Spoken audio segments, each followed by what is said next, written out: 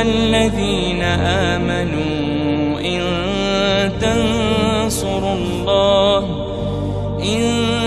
تنصروا الله ينصركم ويثبت أقدامكم.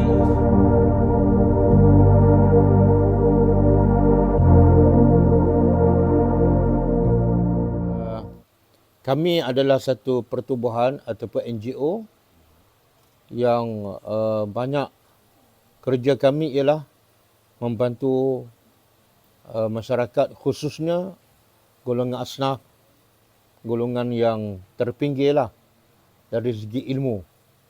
Jadi NGO kami ni bagi usaha untuk buat kelas kepada golongan-golongan yang orang miskin, golongan asnaf, orang asli. Sebab golongan ini biasanya dari segi agama mereka terpinggir lah.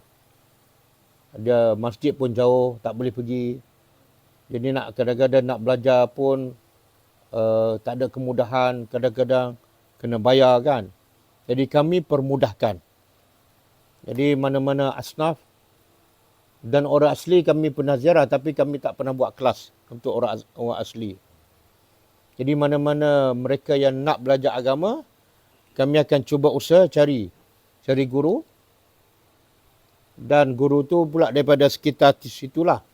Bukan daripada yang jauh. Dan kami bagi allowance pada guru untuk mengajar asnaf secara percuma. Itu antara kerja utama kami lah. Iaitu buat kelas, bagi ilmu pada masyarakat. Khususnya golongan asnaf. Golongan yang biasanya terpinggir dari segi ilmu. Sebab semua masalah manusia bukan masalah kemiskinan. Tapi masalah yang besar ialah masalah kejahilan. Mereka jahil, tidak berilmu, tidak kenal Tuhan mereka. Jadi bila tak kenal Tuhan mereka, mereka akan langgar je perintah Tuhan yang mencipta mereka, Tuhan yang bagi rezeki pada mereka. Bila mereka langgar perintah Allah, itu di situ bermulanya masalah. Sama ada dia orang kaya ke, orang bandar ke, orang kampung ke, orang miskin ke. Semua masalah bermula daripada mereka langgar perintah Allah. Mereka tidak kenal Allah. Sebab tu bila Nabi Nuh dan semua para Nabi bila berdakwah kepada kaum masing-masing, mesej mereka satu je. Daripada Nabi Adam sampai ke Nabi Muhammad, tujuan dakwah mereka satu je. Iaitu, U'budullah, sembahlah Allah. Jadi sebelum sembah Allah kena kenal. Kena kenal siapa Tuhan kita. Apa nikmat yang dia bagi pada kita. Barulah kita kenal, kita cinta. Dan bila kita cinta, barulah kita akan sembah dia. Tapi kalau kita tak kenal Tuhan, kita tak akan cinta. Bila kita tak cinta kepada Tuhan kita, kita tak akan sembah dia. Kita tak akan solat. Sebab tu Allah kata dalam Al-Quran surah Muhammad, sesungguhnya innallaha yudkhilul ladzina amanu wa amilus solihat jannatin. Sesungguhnya Allah memasukkan orang-orang yang beriman dan beramal soleh ke dalam surga. Jadi Allah beritahu Allah cipta manusia ni bukan untuk hidup kat dunia. Bukan untuk seronok, bukan untuk makan minum. Tapi tujuan utama Allah cipta manusia untuk bagi apa? Untuk bagi surga yang kekal abadi. Bila kita masuk syurga nanti tak ada dah. Tak payah bekerja. Tak payah buat apa-apa. Hanya dapat balasan saja. Dapat pahala dan dapat nikmat yang kekal abadi. Itu tujuan Allah cipta kita. Cuma proses nak pergi ke syurga tu mesti ada ujian. Jadi dunianya ada sebagai tempat ujian. Allah nak tengok setakat mana kita kenal dia. Dan setakat mana kita sembah dia. Kalau kita kenal Allah, kita sembah dia, Allah bagilah syurga.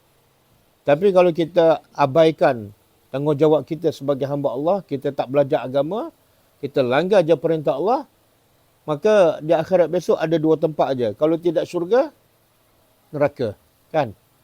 Kalau tidak syurga, neraka. Di dunia banyak tempat. Ada Perak, ada Kuala Lumpur, ada Sabah, ada Jepun, ada India, banyak tempat dan banyak keadaan.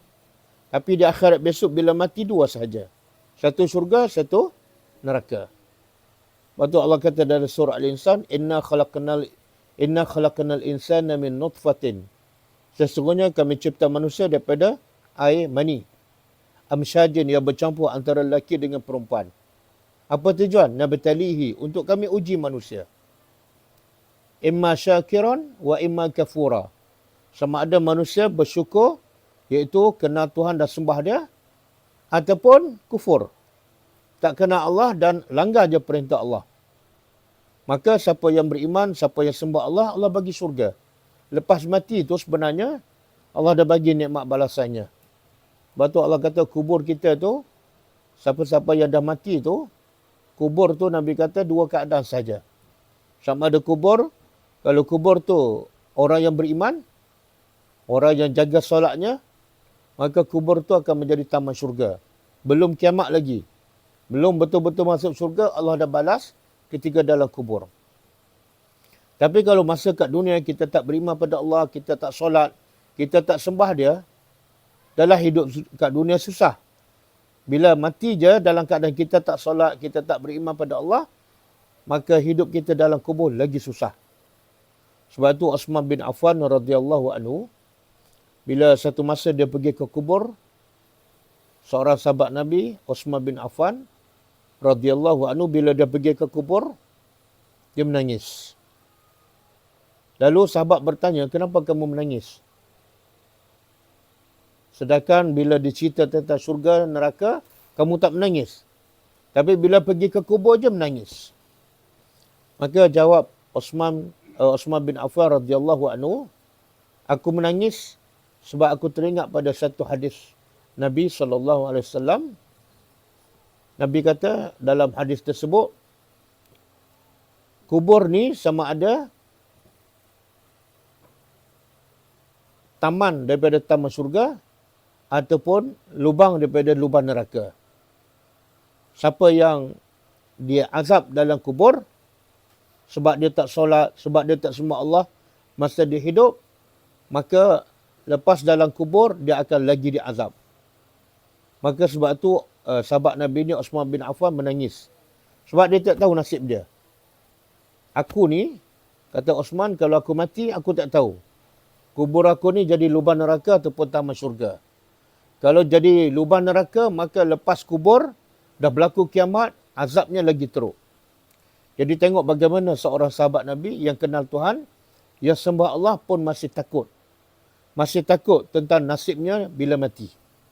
Tapi berapa ramai sekarang yang fikir nasibnya selepas mati? Berapa ramai? Tak ada. Yang banyak ialah fikir tentang nasibnya ketika hidup kat dunia. Nak makan apa, macam mana nak hidup selesa, nak beli baju apa, nak pakai kereta apa. Tengok-tengok mati. Kan? Jadi NGO kami ni, memberi kemudahan, membantu masyarakat untuk belajar agama supaya mereka kenal Allah. Supaya mereka sembah Allah. Dan supaya mereka hidup bahagia. Walaupun sebagai orang asli ke, walaupun sebagai orang miskin ke, tapi kalau dia kenal Allah, dia sembah Allah, dia adalah orang paling bahagia. Tapi kalau dia tak kenal Allah, dia tidak sembah Allah, walaupun dia orang bandar, walaupun dia orang paling kaya, dia adalah orang yang paling celaka. Jadi celaka ataupun bahagia manusia bukan sebab keturunan. Bukan sebab kemiskinan ataupun kekayaan. Tapi bahagia dan celaka manusia bergantung setakat mana kita kenal Allah dan kita sembah Allah. Jadi NGO kami membantu masyarakat untuk mereka kenal Allah. Caranya apa? Iaitu kami buka kelas dan bagi mereka faham Al-Quran. Faham Al-Quran, ramai masyarakat kita, satu, tak boleh baca Quran langsung. Yang kedua, boleh baca tapi tak faham. Kan? Dan yang ketiga, baca Quran, faham tapi tak amal. Jadi kami bantu orang ramai supaya satu, baca Quran dengan betul. Yang kedua, faham apa yang dia baca. Yang ketiga, dia amal apa yang dia faham. Dan lepas tu dia sampaikan. Inilah orang paling bahagia. Sebab tu Nabi kata dalam satu hadis, khairukum man ta'allamal Quran wa 'allamahu. Orang yang terbaik di kalangan kamu siapa? Orang yang paling baik, bukan orang kaya. Bukan orang bandar. Tapi orang yang paling baik ialah orang yang belajar Al-Quran. Bukan baca, bukan hafal. Bukan khatam. Tak. Nabi kata orang yang paling baik ialah orang yang belajar Al-Quran. Belajar apa ni? Belajar maksud ayat tu. Alhamdulillahirrabbilalamin. Apa maksud dia? Segala puji bagi Allah. Jadi apa-apa kena puji Allah. Allah bagi sihat, puji Allah. Allah bagi sakit, puji Allah. Allah bagi kaya, puji Allah. Allah bagi miskin, puji Allah. Kenapa? Sebab dia Rabbil Alamin. Jadi Nabi kata orang yang terbaik ialah siapa? Orang yang belajar maksud Al-Quran, kemudian wa'allamahu, dan dia pula mengajar orang lain. Mungkin orang tu ialah orang asli. Tapi bila dia ada dua ni, belajar Al-Quran dan mengajar, orang asli itulah yang paling baik. Tapi kalau orang Kuala Lumpur, Datuk ke Tan Sri ke, tak belajar Al-Quran dan tak mengajar Al-Quran, dia bukan orang terbaik. Ya? Jadi nilai manusia di sisi Allah bukan bergantung pada harta, pangkat, kedudukan.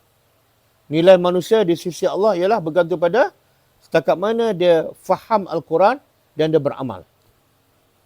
Betul? Jadi contohlah macam orang kat sini. Kita tak tahulah boleh baca Quran. Boleh baca Quran. Belajar Iqra. Tak apa. Itu satu proses lah. Tapi bila belajar Iqra, dia tak menghalang untuk dia belajar juga faham Al-Quran. Sebab itulah Nabi dan sahabat pun ada je sahabat yang bukan orang Arab, tak boleh baca Quran. Tapi Nabi ajar tadabbur Al-Quran. Mereka faham Al-Quran, mereka buat apa yang Allah perintah. Mereka jadi orang terbaik. Walaupun mungkin bacaan mereka belum bagus. Kan? Tapi boleh buat sekali. Ajar mereka Iqra dan juga ajar faham Al-Quran. Sebab faham Al-Quran semua orang boleh. Sebab Quran untuk semua. Tapi baca Al-Quran, kadang-kadang ada orang yang dah berumur. Lidahnya dah keras. Dia tak boleh baca, tak apa, jangan paksa. Tapi kalau faham Al-Quran, semua boleh. Tak ada siapa yang tak mampu untuk faham Al-Quran. Sebab Allah turunkan Al-Quran untuk semua. Hudan linnas. Bukan untuk ustaz, bukan untuk tok guru, bukan untuk ulama sahaja. Quran untuk difahami oleh semua orang. Dan Nabi juga sebut, Innallah yarfa'u aqwaman, Innallah yarfa'u bihadzal Quran, bihadzal kitab aqwaman, wa yada'u bihi akharin. Sesungguhnya Allah meninggikan kedudukan manusia dengan Al-Quran. Allah angkat manusia bukan dengan sebab pangkat dia, bukan dengan sebab kekayaan dia. Tak. Tapi Allah angkat manusia sebab dia faham Al-Quran. Dan wa yada'u bihi akharin. Dan Allah merendahkan manusia, Allah menghina manusia bukan sebab dia miskin, bukan sebab dia orang asli, tapi sebab dia tidak faham dan tidak ikut ajaran Al-Quran. Jadi nilai mulia manusia di sisi Allah berbeza dengan nilai mulia manusia di sisi manusia. Manusia anggap orang tu mulia bila kaya, tapi Allah tak anggap mulia. Allah anggap manusia mulia bila dia faham Al-Quran dan dia ikut ajaran Al-Quran. Dan memang kita bila dalam surah Al-Kahfi, ayat terakhir kan, Allah kata apa? فَمَنْ كَانَ يَرْجُو لِقَاءَ رَبِّهِ فَلْيَعْمَلْ عَمَلْ صَالِحًا وَلَا يُشْرِكْ بِعِبَادَةِ رَبِّهِ أَحَدًا. Siapa yang harap nak jumpa Allah, kita semua akan mati dan semua akan jumpa Allah. Bila kita masuk kubur, tak ada siapa peduli dah. Suami ke, anak ke, mak ayah ke, tak ada siapa peduli pada kita. Tinggal kita dalam kubur. Dan kita akan jumpa siapa? Jumpa Allah Subhanahu Wa Taala. Jadi Allah kata siapa yang mengharap nak jumpa Allah, maka wajib dia beramal soleh.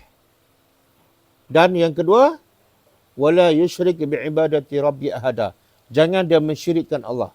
Ada orang sembah Allah tapi dalam masa sama dia syirikkan Allah. Dia menduakan Tuhan. Pada hantu pun dia percaya, pada Allah pun dia percaya. Pada Allah dia takut, pada hantu pun dia takut. Tak boleh.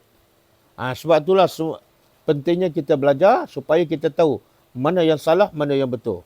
Mana dosa, mana yang pahala. Mana halal, mana haram. Ilmu adalah sangat penting. Lebih penting daripada segala-galanya. Jadi insya-Allah kita boleh kerjasama dengan pihak GAD kan. Guru agama dakwah Ipoh. Kita pun guide juga. Kita boleh kerjasama insya-Allah supaya ilmu sampai pada mereka ni insya-Allah. Khususnya ilmu tadabbur Al-Quran insya-Allah. Okey. Itu saja sebagai mukadimah insya-Allah. Semoga kita dapat jumpa lagi insya-Allah. Sekian, wassalamualaikum warahmatullahi wabarakatuh.